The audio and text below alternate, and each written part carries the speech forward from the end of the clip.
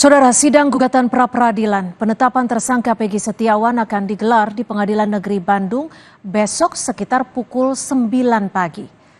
Rencananya sidang akan digelar di ruang 6 Pengadilan Negeri Bandung dengan hakim tunggal Eman Sulaiman dan panitera pengganti Ahmad Al-Atta. Kuasa hukum Peggy Setiawan menggugat Polda Jawa Barat terkait keabsahan penetapan Peggy Setiawan sebagai tersangka.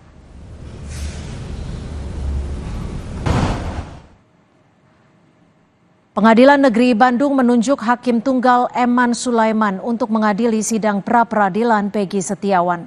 Ketua Pengadilan Negeri Bandung, John Sarman Saragih, memastikan semua kebutuhan untuk sidang pra-peradilan sudah disiapkan.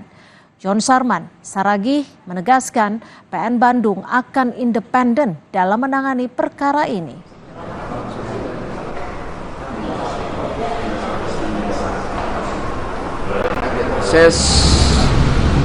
Mengadili di pengadilan ini adalah independen dan bebas.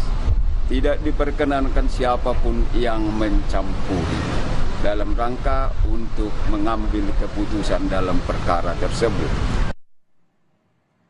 Eman Sulaiman sudah 24 tahun menjadi hakim. Pada 29 Desember 2016, ia dilantik menjadi Wakil Ketua Pengadilan Negeri Pangkalan Bun, Kalimantan Tengah.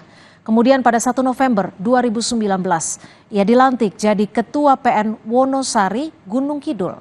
Jabatan itu terus diemban sampai 19 Juni 2021. Eman Sulaiman bertugas di PN Bandung sejak 5 Juli 2021.